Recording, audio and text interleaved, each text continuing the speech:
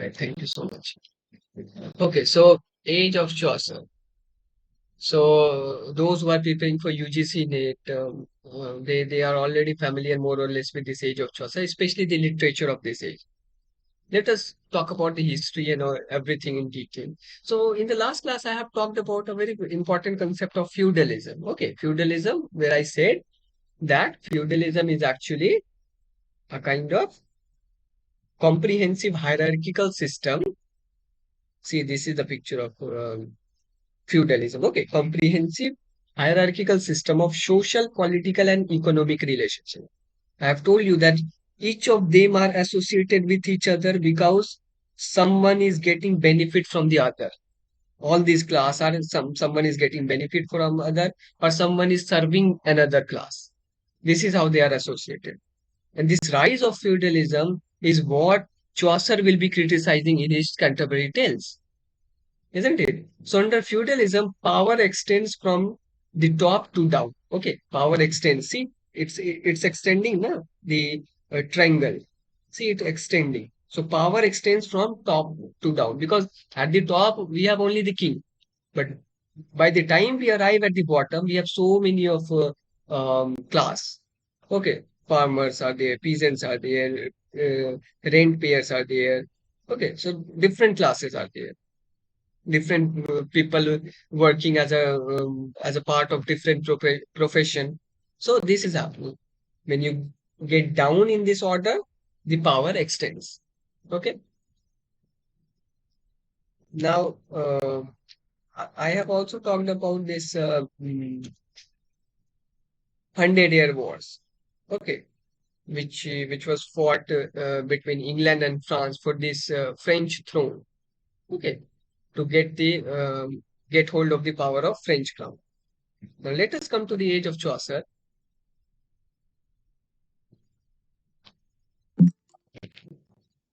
So let's see the historical background. 100-Year War, about which I have already talked in my last class. Now, awakening of national consciousness because of this rise of expansion and also religious reformation.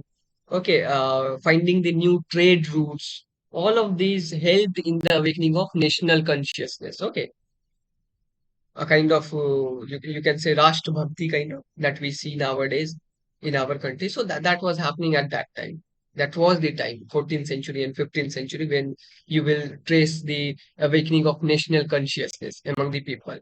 Now, I have also talked about 1381 when the peasant revolt, actually peasant uprising, took place, and Wat Tyler, the leader of this peasant revolt, he was stabbed to death by a minister. Okay, that's how this peasant revolt comes to an end. But further, the condition of the peasants improved a lot after this revolt. Okay, this I have discussed in the last class. Now, people's hatred for corrupt church. This you will see. This is very significant. People's hatred for corrupt church, and that I will be also talking about in the religious reformation section tonight itself. Okay, I will talk about this later. But this corruption of church, if you have read this Canterbury Tales, so you can relate it. How Chaucer is criticizing the monk, the friar, the other, I mean, the kind of people who are associated with church. So people's hatred for corrupt church and nobles is very much evident in the works of Chaucer. Later on, John Wycliffe, when he will translate his Bible, which will create a kind of he will become in the eyes of Roman Catholic Church a kind of heretic, and he was killed actually. At the end of the day, John Wycliffe was killed. Then William Langland, he also talked about this corruptness of church. So these things you will see. Edward the Three watercolor. Oh, this is the description of the painting itself. Now see corruption in church and the rise of Lollard movements. So corruption was widespread in the church as well. um as Hudson writes, the greater prelates heaped up wealth and lived in a godless and worldly way.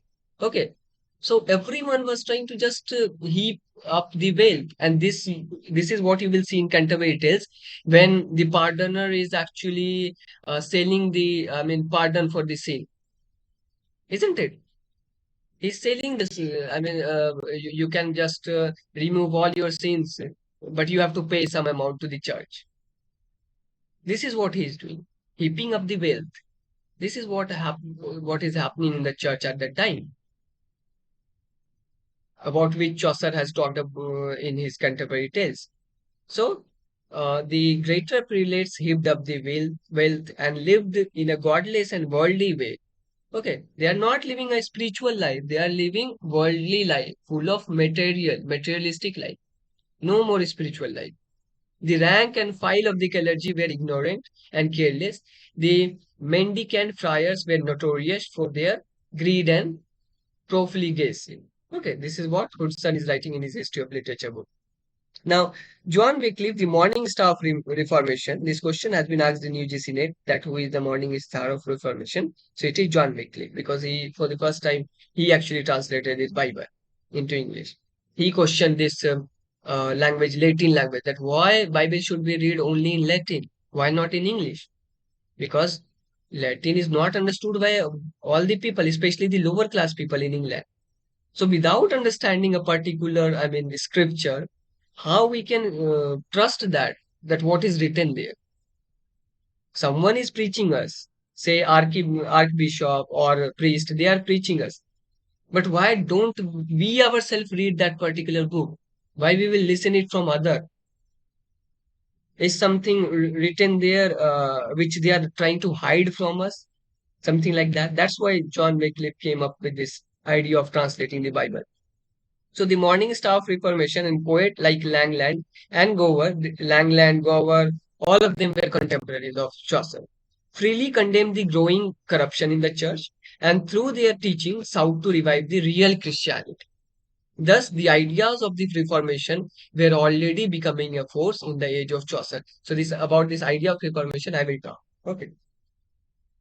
Now, the historical background, 100 years of wars, where you will see the Plantagenet dynasty, Edward III, Richard II, Henry IV. And this question has been asked in UGC NET, that Chaucer was writing during the reign of which three king? This question has been asked in UGC NET. So Edward III, Richard II, and Henry IV.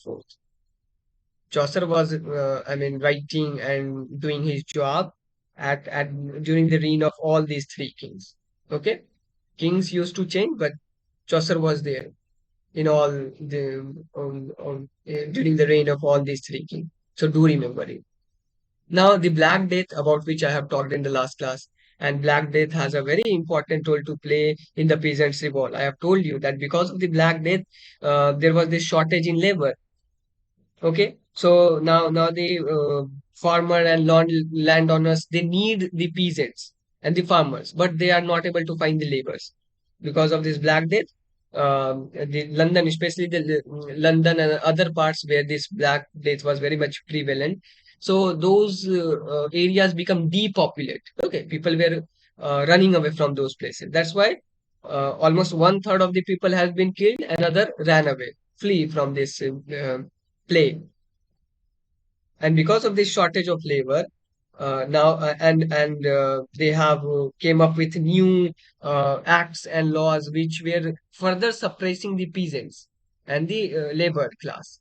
That's why this peasant revolt came into being, which was led up by this very famous Wat Tyler, who was later murdered, and this resulted in the suppressing of the peasants. Okay. Now, his contemporary John Wycliffe, I have told you about John Wycliffe, that he translation of Bible into standard English. He was the first one to translate the Bible into standard English. That's why he is also considered to be the father of English prose. Okay, and for which he has been, declared as heretic, and he was burned at his stake. Okay, he was executed. He also published pamphlets in Latin against abuse of power. Then during Chaucer's time, we also see the medieval romance, Sir Gawain and the Green Knight. Then William Langland, the vision of Piers Plowman, very important from UGC NET point of view. Do read this in detail. The vision of Piers and Plowman, which is an allegory. Now, what is an allegory? So, an allegory is a story or description in which the characters and events symbolize some deeper underlying meaning and serve to spread moral teaching. Okay, via suppose the Panchatantra in Hindi, they through those characters who are animal actually, but they are speaking. Do animal speak? I mean, in reality, do they speak? No, but via the language of the animals, the author actually wants to give a kind of moral lesson. This is what the job of allegory is. So, if you remember John Bunyan's Pilgrim Progress, what is happening? The name of the character is Christian. It's also meaning same na fables. Yeah, fables. Yeah, see, Yeah. fables. In fables, you will find mostly the animals only. Okay, in allegory, there will be human being or it may be animal. But in fables, there will be only animals. Okay, so Panchatantra is the fable. Exactly same. But via So that, animal farm will be called as allegory, right? yeah, yeah, exactly. Animal farm. See, it's allegory. So most of the time, I mean, you will see that Panchatantra is considered to be the fable, and this Pilgrim Progress is an allegory. Now, that Christian particular character stands for entire Christianity, the whole religion. It's not that he has been named after Christian just for the sake of a name, just a simple name. He's standing for the Christianity, whole Christianity, the journey of a Christian person who committed sin, then feels remorseful, then he went through that long path to achieve the glory or to achieve heaven. Okay, so that was his journey. So an allegory is a story or description in which the characters and events symbolize some deeper underlying meaning. Like see, this Christian, he is symbolizing deeper meaning. He is standing for whole Christianity and their journey to the heaven. Now, Geoffrey Chaucer, the works of Chaucer, I mean, if you will look at the work of Chaucer, so his plays are divided into three parts. So those who are studying for UGC NET, they already know. Those who don't, just focus on this. So the first period of Chaucer's career is the French period. Okay, French period, which roughly begins from 1360s. Now, during his French period, he has written this work, Romaunt of the Rose, which is a kind of translation written in octosyllabic couplet. Okay, Romaunt of the Rose. It's a translation work. The next one is the Book of the Duchess. Okay, the Book of the Duchess. This one was his original creation. Romaunt of the Rose was translated into French, but it was a kind of translation only. But Book of the Duchess was his original creativity. It was also written in French. So first period was French period. The second period was Latin. Apart from these works, he has also written other works, but I'm telling about you only important works, especially from UGC NET point of view. So second period was Latin period. During Latin period, he has written this work Troilus and Cressida, of which Shakespeare also wrote, I mean, a play on this. So he has borrowed this his theme and story almost from Chaucer's work. Okay, so Troilus and Cressida. Now, the source of Troilus and Cressida is actually Boccaccio's Il Filastrocco. Okay, Boccaccio's Il Filostrate. This was the source of Troilus and Cressida. Now, what is the meaning of Il Filostrate? Those who are preparing for UGC NET, can anyone tell? What is the meaning of Il Filostrate in English? Because it's a Latin term. So it means the love is stricken. Okay, the love is stricken. So this is Troilus and Cressida. It was written in rhyme, royal stanza. Whoever, I mean, the people who are preparing for UGC NET do remember all the rhyme scheme of Chaucer's work. In UGC NET, this question has been frequently asked. Okay, so it was written in rhyme, royal stanza, and it was dedicated to John Gower.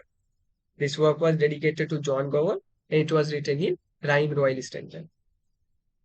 Then the second work of Latin period is the Parliament of Fowls, then the House of Fame, and the Legend of Good Women. Okay, these works that you need to read in little bit of detail if you are preparing for UGC NET. Okay, so in the second page, in the Latin period, what are the works that I have mentioned? Toiles and Tracy, the Parliament of Falls, the House of Fame, the Legend of Good Will. All right. Now, in the third period, we have this very famous work, Canterbury Tales. You know, that a kind of a unfinished work extending to almost 17,000 lines in prose and verse of various meters.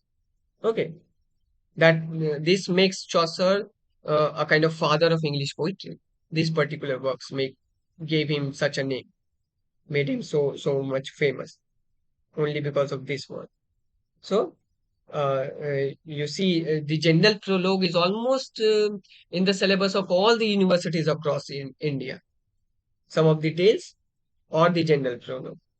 It's a kind of compulsory in all the works, in all the universities. So this is the period I was talking about. First period French, then second one is Italian, where he was writing in Latin. Then the third one is the English period. Now, the prologue, you will see in the prologue, he has used heroic couplet, caesura. Caesura is a kind of pause, a pause that is there in between the lines. Then description, humor. Humor is also there, description is also there. He is satirizing the monk and the corruption of church. Okay, but he is doing this very witfully.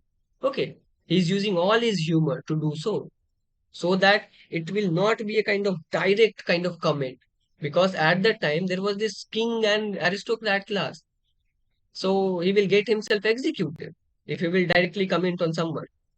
So even someone is trying to, I mean, go against the authority, he has to be very careful while choosing their words. See what happened with Wycliffe, what happened with Thomas Cranmer, all of them were executed. I will talk about this in the information section. Now, what is heroic couplet? It comprises rhymed decasyllables, nearly always in iambic pentameters, rhymed in pairs. Okay, the heroic couplet is very easy. You know about this. Now, I just wanted to talk about this. Many people know, but some of them might have forgotten about this. That's why I'm trying to discuss it. So, see, these are the names of the field. This is very important. Again, uh, if someone has read about this scansion in their syllabus, then very good. If not, just try to remember it. Okay. So iambic means iambic. When we say iambic meter, which means unstressed syllabus followed by a stressed syllabus. Okay. Unstressed syllable followed by stressed syllable. When we talk about trochaic meter, then just opposite of iambic. Okay, stressed syllable followed by unstressed one. Okay, when we talk about anapestic, and in anapestic there will be three syllable. See, in iambic and trochaic, what we have seen, only two syllables are there. Okay, but when it comes to the anapest, see, there are three syllables, one, two, three, of which the two will be unstressed and last one will be stressed. Okay, this long kind of line stands for stressed syllabus, and this cut mark stands for unstressed syllabus. Okay, then we have dactylic. That in dactylic meter, what happens? First one will be stressed and the next two will be unstressed syllable. Okay, in spondaic, two stressed syllables, two continuous stressed syllables. Whenever there will be such case, it will be spondaic or spondaic meter. And pyrrhic is two unstressed syllable. Okay. So see, I mean, the next one is opposite of the first one. Okay, this is the pattern. Trochaic is just opposite of iambic, anapestic is just opposite of dactylic, and pyrrhic is just opposite of spondaic. This is how you can remember. And this plays a very important role. Now UGC NET even started to ask question. Even in GATE, you will get this question. So try to mug up this thing. Okay. Those who have read Scanson, they will be already familiar with these things, but those who don't, just try to remember it.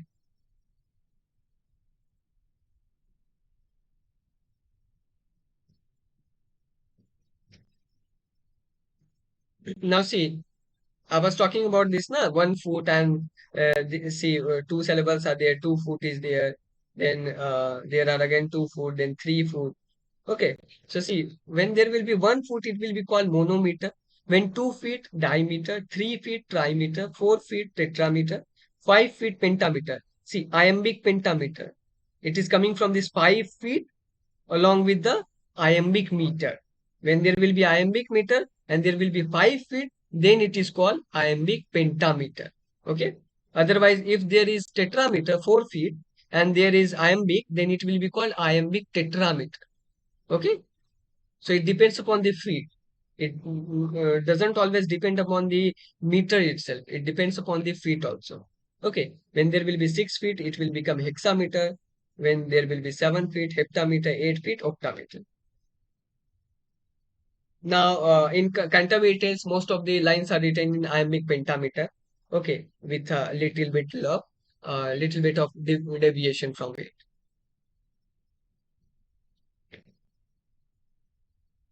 Now, see, the Canterbury Tales gives a comprehensive picture of Chaucer's time. The dramatic structure of the poem has been highly commended by critics. Chaucer's apt use of humor, the smiler with the knife under the claw. See, this is very important and a significant comment made. The smiler with the knife under the claw. Okay, so he is killing everyone, but by smiling. Okay, this is what I was telling you previously, that he is not directly commenting on anyone. Okay, indirectly he's trying to satirize the church. Okay, criticize the church, the malpractice of his time, indirectly. Chaucer proved that the English language is beautiful language and can be easily handled in writing poetry. Now see, who were the English Chaucerian? Okay, the followers of Chaucer. So English Chaucerian were John Lydgate, Thomas Oakley, John Skelton, Stephen House, Alexander Barsley. Do remember these names because every now and then you are getting that they are in UGC net, they are asking about some schools. Okay, suppose they will ask about English. Who among the following were not English Chaucerian? You have to find two names. So they will give John Lydgate, Thomas Oakley, and other two names will be there. Okay, which are apart from these, list. So you need to identify that. So every now and then they are asking and they are increasing these such kind of questions. So English Chaucerian were John Lydgate, Thomas Oakley, John Skelton, Stephen House, Alexander Barsley. Then we have Scottish Chaucerian. Okay, Scottish Chaucerian. They were from Scotland, but they followed Chaucer. That's why they are called Scottish Chaucerian. Now, who were they? John Barbour, Gavin Douglas, Robert Henderson, William Dunbar. Okay, these are the Scottish Chaucerian. They were from Scotland. Now, if you remember, John Barbour is famous for his poem "The Bruce." Okay, then we have Robert Henderson, who is famous for his "Moral Fabilis," and then the Testament of Cresside. Okay, and one interesting point of Testament of Cresside is that he said that it is a sequel to Chaucer's work. Okay, Troilus and Cresside. He's saying that Robert Henderson is actually saying that the Testament of Cresside, written by Robert Henderson, is sequel to Chaucer's Troilus and Cresside. Okay.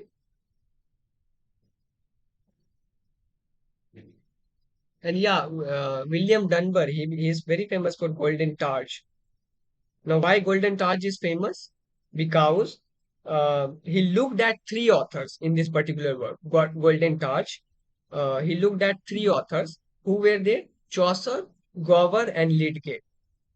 Okay, he talked about these three authors in the Golden Torch: Chaucer, Gower, and Lydgate. Now, let us come to this very important incident in the history during the Chaucer's time, War of the Roses. So, War of the Roses was actually a kind of a struggle of both the sides. Both the sides means the York and the Lancaster. Okay, Lancaster and York.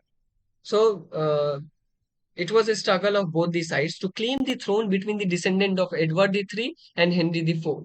Now, the descendant of Edward III hailed from north of England, particularly the House of York. and Richard York. Okay, so the descendant of Edward III belongs to the house of York, and they are known as Yorkists. The descendant and supporters of Henry IV are the Lancasterians. Okay, so they started to fight with each other. Now, York were symbolized, or their house has been symbolized by white rose. Okay, and Lancaster's house was symbolized by red rose. This question has been asked in UGC net, okay, about roses, that which house represents which rose. Do remember this. York stands for white rose, Lancaster stands for red rose. Okay. And this has nothing to do with, I mean, this name, they genuinely just selected this rose kind of name. Okay. This has nothing to do with any important, significant event. Okay. They have chosen, York chooses this white rose, Lancaster chooses this red rose. So during this War of the Roses, which begins from 1455 to 85, what happened is that Henry IV was the king. So he reigned from 1422 to 61. Then in between Edward came, Edward IV. And again, Henry regained the throne back in 1470. Okay.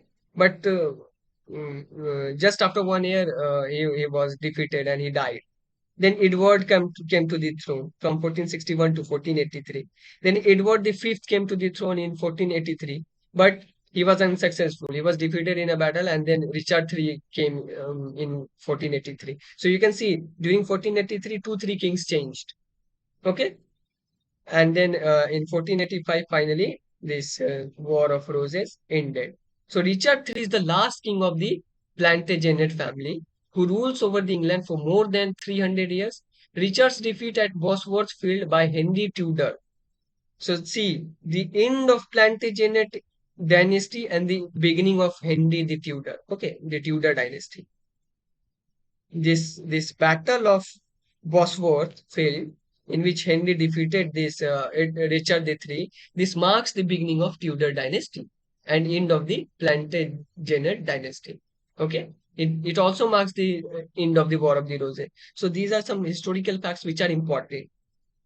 Okay, so do remember the defeat at the Bosworth Field by Henry marks the end of the Plantagenet dynasty and the beginning of the Tudor dynasty, from which the very famous Queen Elizabeth hails. Okay, she is from this Tudor dynasty, the last one from Tudor dynasty to be precise. Now, Henry VII married Queen from House of York, okay, to make a kind of settlement, because otherwise this War of Roses would have been continued. So to make a kind of settlement, Henry VII very, I mean, practically and politically married a queen from House of York, and this leads to finally cover up this War of Roses. Okay, this War of Roses ended there, and that's how the beginning of Tudor dynasty. Uh, I mean, Tudor dynasty marks its beginning. Okay. Now, another very important event which will further lead to the rise of Renaissance is printing press, rise of printing press. Okay. Earlier we have this wood block printing, which was very costly, as well as it was not available everywhere. Okay. Then Johannes Gutenberg first came with the printing press. Okay. In Europe. Okay. Other parts of Europe, not in Britain. In 1450, he came up with this very famous Gutenberg press. So printing become less, I mean, it become little cheaper than it was during the time of woodblock printing. It becomes little cheaper. So now Caxton somehow came to know about this Gutenberg press and all, and he started to build a kind of new press, okay, which is a bit different from this Gutenberg press, which he started in England in 1476, and the first book which was printed in England in the Caxton press was the history of Troy. Okay, the history of Troy. Later on, Canterbury Tales was also printed by Caxton press. So this is how the press came into being, especially in the England. And you know that because of this printing press, there was this kind of rebirth of literature. All the books, almost all the books which were there, I mean, earlier they were in only manuscripts. it was very hard to find and read a particular book during the medieval era and even during the time of Chaucer. Those books became a very easy. I mean, you can get it easily. Okay, it was easily available in the market because of the printing press. Okay, so this marks the beginning of Renaissance in literature. Okay, rebirth of literature. You can get access to many books which were earlier only accessible in Italy in the form of manuscript, or even if there are some copy of that book, so you have to pay a high price to get those copies. But because of this Caxton printing press, the printing of the books become made the books available very cheaply as well as I mean smoothly. You can get it anytime kind of situation. Okay. So in 1477, Caxton brought over his praise to England, set up it in Westminster. Okay, Westminster Abbey. Now, Lee Mott, the author, printed and published in 1485 in 21 books. Okay, it was printed by Caxton in 1485. And this Caxton Press was established in 1476. Later on, we will find that even Canterbury Tales was printed, and this printing goes on further.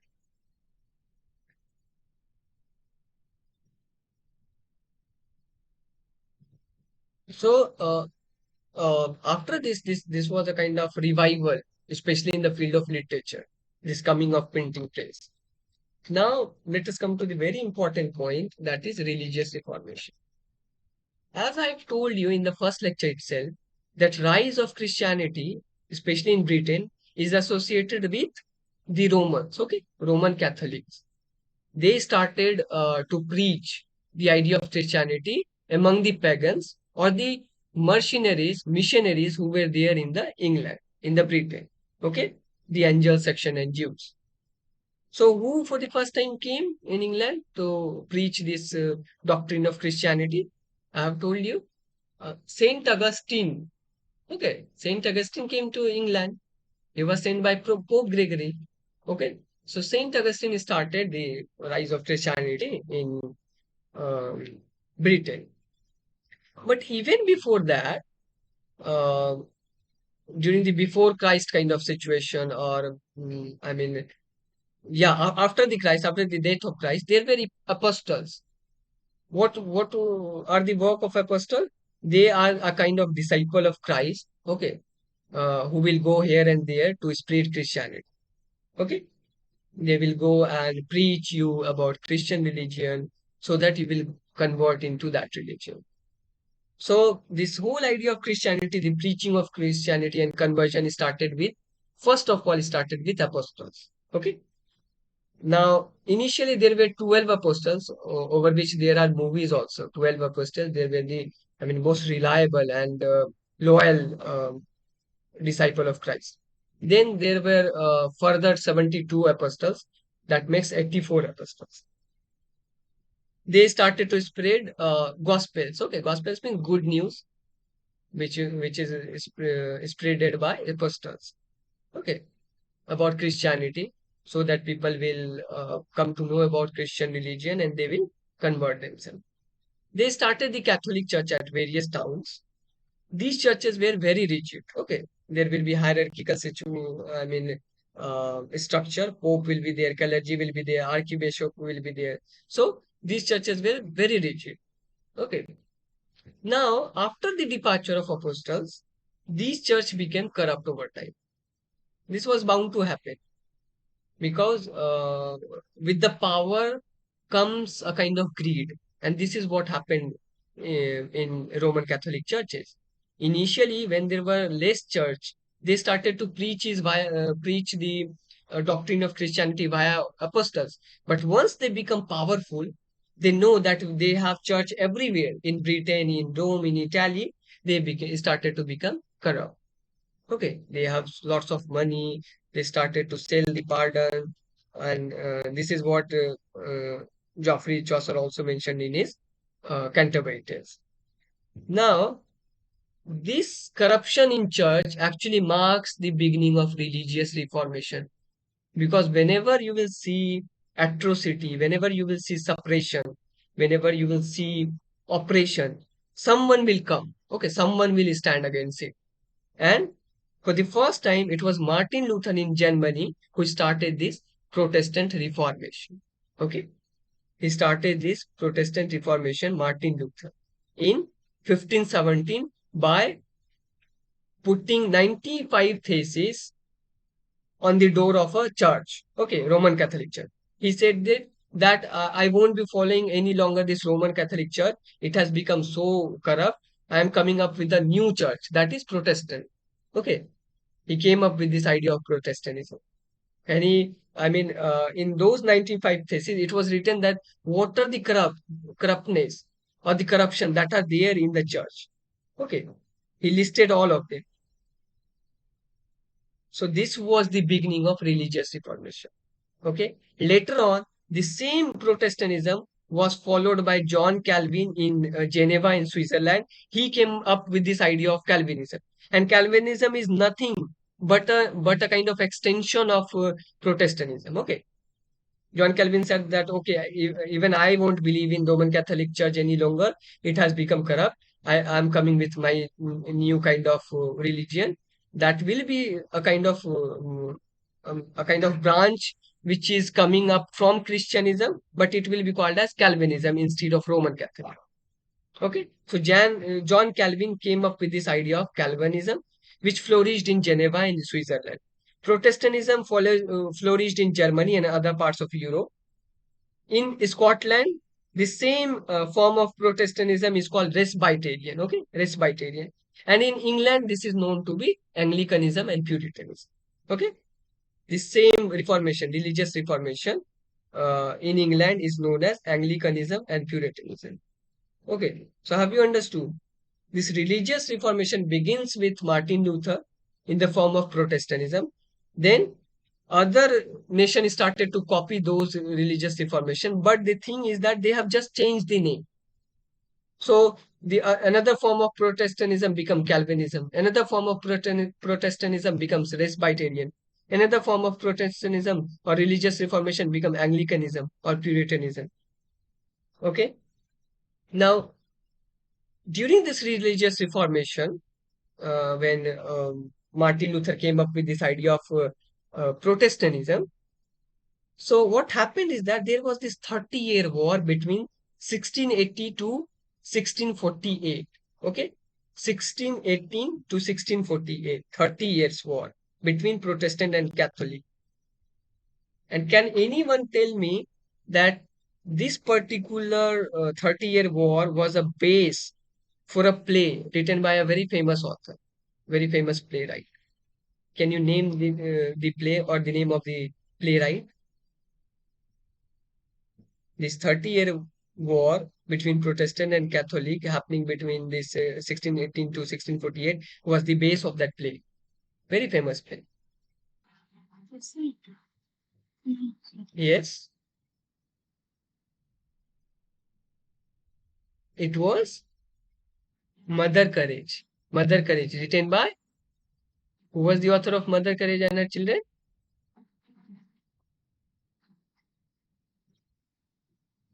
Come on, now you can tell it. Who was the author of Mother Courage and Her Children?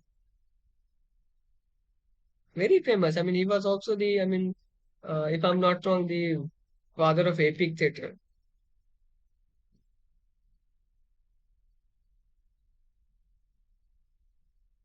Yes, please. Bertolt Brecht, isn't it? Bertolt Brecht. So he has made this Mother Courage and Children based upon these 30 years of war. Okay. He's coming back to history. And then using this historical plot, he's criticizing Hitler during that postmodern time. Okay. This is how try to make relation so that you can remember the facts for longer period of time. Okay. So now that I have related this particular fact with the Mother Courage and Children, you won't be forgetting this. Okay, this is how try to make relation between two things. All right. Now another thing is in this religious reformation is that um, if you will see that I have told you about this John Wycliffe. Okay, he came up with this idea of translating the Bible into English. Now, Anglicanism was one of the major branches of 16th century Protestant Reformation, which is very much flourishing in England. Okay, why it was flourishing in England? Try to understand this. That Henry the Eighth. I will talk about him during the Renaissance period, but I'm trying to just tell you about the historical fact. What happened is that Henry the Eighth married 6 times. Why he married 6 times? Just to get a male hire. Okay, because he every time he married, he got only daughters. So he wanted a male hire so that someone will rule after him. Okay, so what he did, he married 6 times. Now, during all his married, I mean, first of all, he married with Catherine of Aragon, who was a Spanish king, then Anne Boleyn, then Jane Seymour, then Anne of Cleves, then Catherine Howard, then Catherine Parr. Okay, 6 times. He has 6 wives. Now, see, there is this mnemonic to remember all these 6 wives. Uh, Divorce, beheaded, died. Divorce, beheaded, survived. First one was divorced, second one was beheaded, third one died, then again divorced, fourth one was divorced, fifth one was beheaded, means killed, executed, and fifth one was survived. Okay, she died widowed, she survived. Okay, so divorce, beheaded, died, divorce, beheaded, widowed, or survived. Okay, this is how you can remember the 6 wives of um, Henry. The Now, because the church, as I have told you, that church, Roman Catholic Church, was very rigid, they didn't allow king to marry Anne Boleyn. Okay, because Anne Boleyn was a kind of mistress of the king Henry VIII. So how can a king marry his mistress? So it was not possible. Roman Catholic Church will never allow this. And that was the time in the other European parts, this religious reformation was coming up, rising up. So Henry VIII was aware of this religious reformation. Now he thought that means to take over the charge of this control. Okay, to take over the charge of this church or the authority of church, and to marry the second time with Anne Boleyn, he has to come up with some plan, and he do came up with a plan, that is act of supremacy. Okay, act of supremacy in 1534. Now, act of supremacy, what happened during this act? He made himself the authority, a kind of authority which is above the church. Now he will control the church. Church will no longer control him. I have shown you a kind of hierarchy in which I have told you that God is at the top, then the king, then the noble person. Now, what he did actually, Henry VIII did is that he put himself up above God. Because once you are controlling church, you are kind of claiming a kind of more superior role than the God itself. So, with this act of supremacy, he said that now I will be controlling the church. I will be the head of the church. Okay, church will be under me. I won't be under church. So now that the church, he is controlling the church, no one is there to stop him to marry any girl he wants. And that's how he married 6 times. Okay. He took over the control of church and he married 6 times just to get the male heir. And he get it. I mean, when he married third time with Jane Seymour, he got this son, Edward the Sixth. But Edward the Sixth was very sickly kind of king. During his childhood, he died. Only at the age of 11 or 12, he died because of he always used to become sick, and he died because of some disease. So that's how I mean, at last Elizabeth came to the throne. Okay, now you see, after these 6 wives and all, everything, act of supremacy, everything happened. Now, Edward actually became the king, the son of Henry VIII. He became the king from 1547 to 53. Okay, after the death of Henry VIII, Edward, the Sikh prince, he became the king from 1547 to 1553.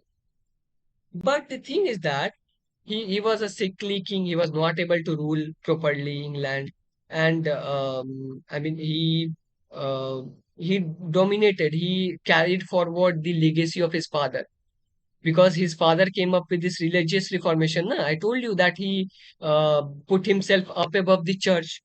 He make himself the leader of church, and when he make himself the leader of church, he came up with this another kind of name for Protestant Reformation, that is Anglicanism. Okay, so like you see that Protestantism was there in Germany, Calvinism was there in Switzerland. In the same way, Henry VIII, detached himself from this Roman Catholic Church and came up with a new name, that is Anglicanism. Okay, he said that I will come with a religious reformation, and the name of my new church will be Anglicanism. Okay, Anglican Church, Anglican religion. This is how Anglicanism came into being in England. So almost all the European nation detached itself from the traditional Roman Catholic Church. Now further from Anglicanism, there was this rise of Puritanism, which is very strict, like that of Roman Catholic Church. Puritanism was very strict. Okay, but what happened is that Protestant. Now I have told you that Edward the Sixth became the king of England for a very short period of time, but he carried on the legacy of his father. So, Protestant or the Anglican religion was, flourishing during that time, but Catholics were suppressed. Okay, because Henry VIII detached from Catholic, and you cannot wipe out a particular religion all of a sudden. It will take some time. So, Henry VIII and even his son Edward VI, they tried to um, suppress these Catholics. Okay, day by day, year by year, they try to suppress this Catholic religion because they were the supporter of Protestantism, Anglicanism, which was a kind of religious reformation, a part of Protestantism itself. So, because they were trying to suppress this Catholic religion, so that the status of Protestantism will elevate, they propagated some kind of message. Okay, but then once this Prince Edward VI died, then Jane Grey came to the throne, Lady Jane Grey. Okay, Lady Jane Grey becomes Queen of England. She became the Queen of England only for 9 days. Okay, because for this power struggle to get the throne, they were fighting within themselves. So Lady Jane became king for only 9 days, and then Bloody Mary came to the throne. Okay, Jane was imprisoned in Tower and she was beheaded, and Mary, who is also known as Bloody Mary, she came to the throne. Now, Queen Mary was a strong supporter of Catholic. She was not the supporter of the Protestant or the Anglicanism like his father, like her father. Sorry, she was the supporter of Catholic because her mother was also Catholic. Okay, so she came up with this idea of, killing up the Protestant, killing up the, wiping up the Anglicanism and Protestantism, and supporting this Catholicism. So see, again the things are changing. Now Henry VIII and Edward VI tried to elevate the status of Protestantism, Anglicanism, but Mary is doing just the vice versa. Okay, she's trying to suppress the Protestants and to elevate the status of Catholic, and that's why she executed many of the famous priests who were the supporter of his father. Okay, she killed many of the priests and the great personality and government official of that time. Okay, for example, Nicholas Ridley, Hugh Latimer, John Hooper, Thomas Cranmer, these all were executed by Mary the First. And you know what they did with these people? They burned them on a stake. They create fire and they will throw you in the fire, you will be burned publicly. This is what Mary did to many of the people. She killed almost 300 Protestants during her reign, and that's why after her death she is known as Bloody Mary. That's why we call Mary as Bloody Mary. Okay, because she killed many of the Protestants during her reign.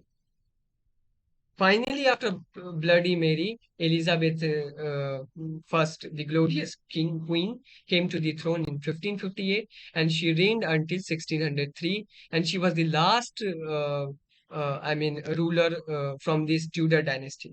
Tudor dynasty, um, I mean, um, with the death of Elizabeth the First, Tudor dynasty came to an end. Okay, and there was this rise of Stuart dynasty. Fine, I will talk about this during the Renaissance lecture. I've just told you how this king came into being. So Henry the Seventh, then his son Henry the Eighth, then his son Edward the Sixth, then Mary the First, then Elizabeth the First. Okay, this is the Tudor dynasty. I have also talked about the religious thing that had happened. So Henry married 6 times. He came up with the idea of religious reformation in the form of Anglicanism. He passed this act of supremacy, declaring himself as the Lord of Church. Okay. Then Act of Union was another important event when there was this union of Scotland and England. Okay, that's why it is called Act of Union. Then Edward VI came into the throne. He further propagated the ideas of Henry VIII. But Mary the First marks a kind of topsy-turvy situation of the English Empire or the Britain. Then Elizabeth again came, and we all know that Elizabeth's reign is known as the glorious kind of reign. Okay, the golden age of England.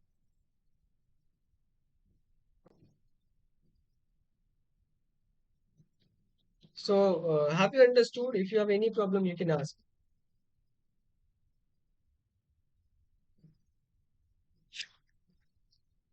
This religious reformation is a very important, concept. Try to understand this. That how these other, because see what happens is most of the time when we see or when we hear these names, Presbyterian, Anglicanism, Puritanism, we don't know from where they came, who were their followers. We get confused with this happened with me also. Calvinism, Presbyterian, Anglicanism, Puritanism, how the hell these all kind of religion came into being, what happened.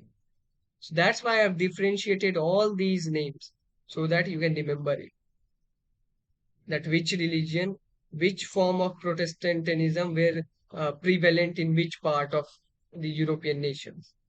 Okay. So William Tyndale, for example, came up with this, complete translation of Bible. So if you remember, it was William Tyndale who was the first person to translate the whole Bible, the complete Bible, which is also known as Great Bible. Okay.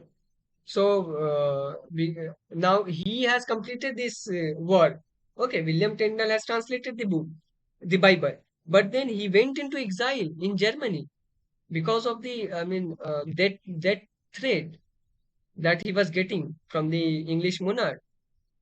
Because you see, church was at the top in England until this act of supremacy. So he was not allowed to write this, but he has actually translated. And that's why, because he was scared of the authority, especially of the church, he ran away. He went into the exile in Germany. And he was the strong follower of Martin Luther. He was very much influenced by this Protestantism. And you see, when he came back to England, he was executed in 1536. So William Tyndale was even executed. Then Miles Coverdale came. He completed the Bible in 1535. He translated the complete Bible in 1535. Like most of his 16th century successors, he took over the already translated version of Bible by Tyndale, and then he translated it completely. William Tyndale left some of the portions which is yet to be completed, and Miles Coverdale completed it. Okay, so the first complete Bible has been published by Miles Coverdale in 1535, and he derived his ideas and translation from Latin text of the Vulgate, supplemented by reference to Martin Luther's German Bible. Okay, Martin Luther also translated because he was also the believer that why do we read this Bible in Latin only? Why not in our language, our mother tongue, so that everyone can understand? This is what happened in the case of England also. William Tyndale came up with this idea, but he was executed. Miles Coverdale again translated the rest of the Bible, the complete Bible. And we all know that after this, King James I gave this task of translation to many of the scholars. They are actually 47 scholars to be precise. And those 47 scholars completed the Bible, which is known as authorized version of Bible, or also known as King James Bible. Okay, it was published in 1611.